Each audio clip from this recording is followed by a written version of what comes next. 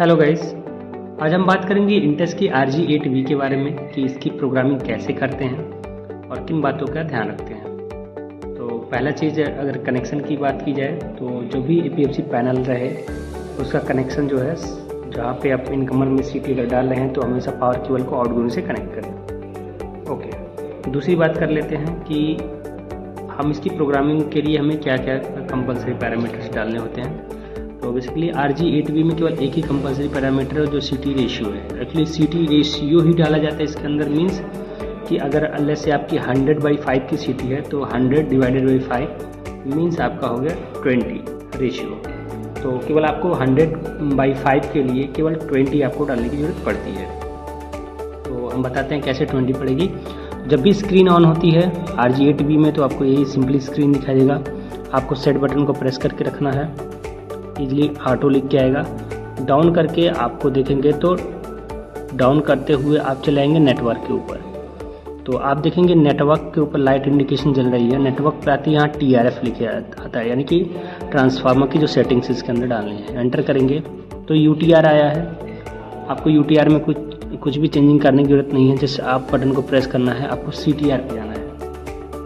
CTR में जाने के बाद आपको CT रेशियो में सेट बटन को दबाना है। ये आपसे पूछेगा कि आपका CT का एग्जैक्ट रेशियो क्या है। तो जैसे मैंने बताया एग्जांपल के लिए कि 100/5 की है तो मेरे को 20 डालने की ज़रूरत है। तो 20 डालने के लिए हम क्या करेंगे, वो सेट को प्रेस करके आगे चले जाएंगे और अप बटन से 2 कर लेंगे, फिर सेट से आगे चले जाएंगे, डाउन बटन से 0 कर लेंगे। तो ये इजीली आपका 20 हो गया।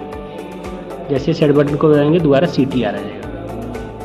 तो केवल CTR डाल के इसको सेव करना है, तो इसके बटन को प्रेस करके आप सेव कर देंगे। सेव लिख के आता है, बस सेट के बटन को दबाएंगे तो आपका सेव हो जाएगा। तो मतलब क्या हुआ, ये आपका CTR वैल्यू डल गया। अब केवल एक चीज़ और बनती है, इसका ऑटो सेटअप, है ना। तो ऑटो सेटअप करने के लिए केवल सेट बटन को प्रेस करके रखना है, तो ऑटो लिख कर आ जाता है। डाउन करेंगे तो A सेट आएगा, ऑटो सेटअप। ऑटो सेटअप में एंटर करना है। सेट देखेंगे तो सेटअप जो है ऑफ है, सेटअप को ऑन करना है और सेट बटन को प्रेस कर देना है। तो ये देखेंगे तो ये आपने क्यों नॉर्मल से गया होगा, प्लस में जाता है।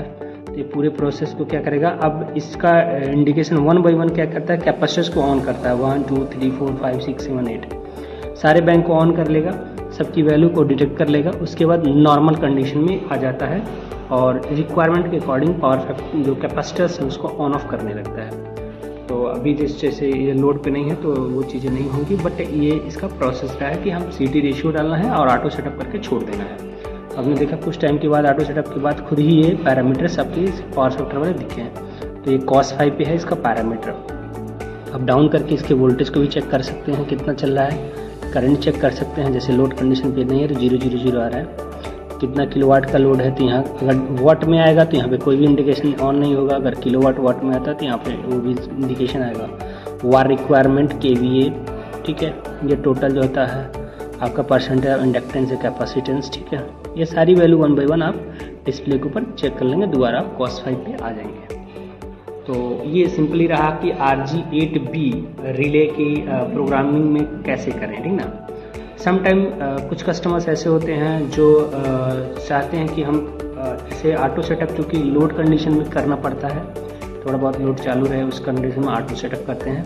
तो कस्टमर चाहते हैं कि हम यहीं से प्रोग्राम करके पैनल्स को दूसरी जगह ट्रांसफ़र करें या भेज दें, ठीक है। तो उसके लिए क्या करना पड़ता है, इसकी स्टेप की वैल्यू डालनी पड़ती है, एंगल देखना पड़ता है कि क्या रखना है, ठीक ना। फेज न्यूट्रल के लिए कनेक्शन के लिए एंगल अलग होता है, फेज टू फेज के लिए अलग होता है। जिसका एक सेपरेट वीडियो सेम चैनल पे, ठीक है, बना है कि हम मैनुअली वैल्यू कैसे सेटअप करें, मैनुअली स्टेप वैल्यू कैसे डालें, एंगल कैसे सेट करें, ठीक ना। तो आपको अगर मैनुअली फिटिंग करनी है तो इस आगे जा करके इसी चैनल पे आप वीडियो देख सकते हैं। Thank you.